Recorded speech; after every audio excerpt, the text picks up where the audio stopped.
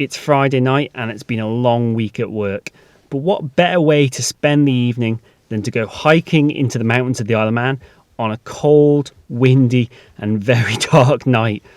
I must be mad. Let's get started.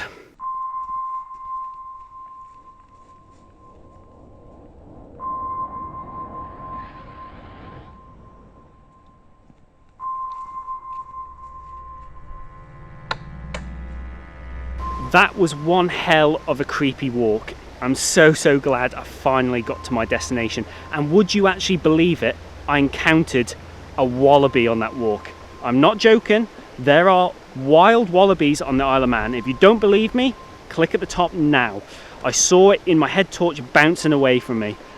I really am dumbfounded at how weird and wonderful the Isle of Man can be at times. Absolutely incredible. So you may be wondering what on earth I'm doing out on a Friday night in a place like this. Now, I asked myself that question as well, but what I'm telling myself is I'm here to shoot some moonlight landscape photography, and this is something I've never tried before. So I've come to a location called Glen Du, which sits up in a remote valley nestled deep in the mountains, and I have actually visited here on a previous vlog. I think it was the third ever vlog I did, and you can find that at the top now. Now, this place is really spectacular during the day, but I've never ever been here during the night, and it's spooky as hell. Now, at the moment, I'm illuminating myself with this big LED torch here, but it's absolutely destroying my night vision. So I'm going to switch to a red head torch, and I'm going to switch to a new night vision gadget that I've invested in. Not sure what the footage is going to look like on this. It could look like I made a Lego, but I'm willing to give it a test run on this vlog, so fingers crossed it looks half decent. Now, I've got absolutely no idea what this footage looks like, so if it looks like total please forgive me. It's only a cheap night vision camera, so I'm not sure on what the result's going to be, but I thought it might help to give a better idea of my surroundings on these nighttime shoots. Now, just behind me here, I've got a mountain stream running down here, and that's going to be my foreground to the shot. And behind it, you probably struggle to see this, but there is an old Manx Fulton ruin, and this is going to be my backdrop. And this is probably the classic shot in this valley. This is the shot that everyone comes here during the daytime to capture, but I've never yet seen a picture at this location taken during the night time. So I thought, why not come up here and give that a go? Let's pioneer some new ground. Now, we have got not quite a full moon, but it's not too far off, just rising above the valley now. But typically it's obscured by cloud, so that's not great. It was quite clear before, but a lot of this cloud is just swept in now, which is a bit of a pain, but I'm hoping it's going to clear away and illuminate this valley quite beautifully. So I'm going to pick out a composition here with the stream and the Fulton, and essentially just wait for the moon to arrive. I've just had a look at that night vision footage and I look like a ghost. I am a little disappointed with it. I'm not sure whether it's just because the LCD makes it look a bit crap, but it looks a little crap. So I'll see what it looks like when I get back, but for now I'm going to just switch back to the good old-fashioned torch and camera combo.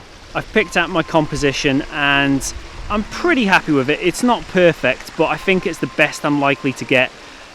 But I can totally see why people avoid doing nighttime vlogs. They're an absolute nightmare. They really are. Just such an utter pain in the ass. At the moment, the cloud is still playing havoc with my moon, so I'm just gonna have to wait and just stay here a little while and see what happens. We finally got some breaks in the cloud, and I think I've nailed the shot. So my camera is just down here. You can see it, and I've just popped it actually right in the water, and I've placed the running water down right through the foreground and the Fulton in the background, and it's a really nice landscape composition here, and the way that the light is coming in is absolutely beautiful. It's like a giant torch has just shined on the entire valley when the moon just breaks from behind the cloud. Quite remarkable.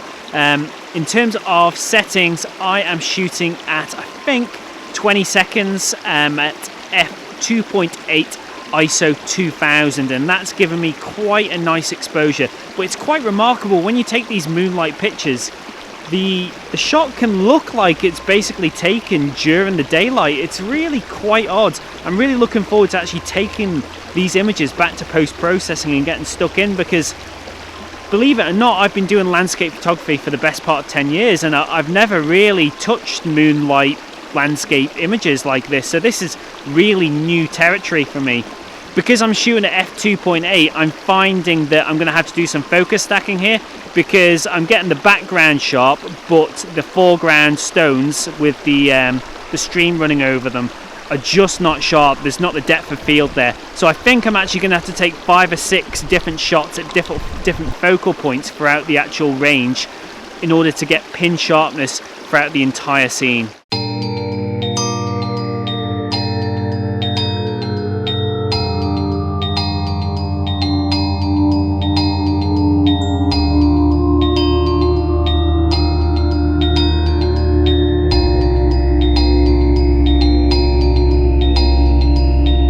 I'm now back in the car and wow, that is a bad headache. As much as I love photography, I couldn't wait for that to end. That was unsettling. I'm quite used to shooting astrophotography, but there was just something about that location that made me feel really, really uneasy. I just did not enjoy that at all. I got my shots and pretty much ran out of there. I couldn't wait to leave. I think it was maybe the remoteness of it, or the ruins, or perhaps it was the fact that the moon was just kind of turning on and off like a light switch, kind of illuminating my surroundings and then shrouding them in darkness constantly. Either way, yeah, that was freaky.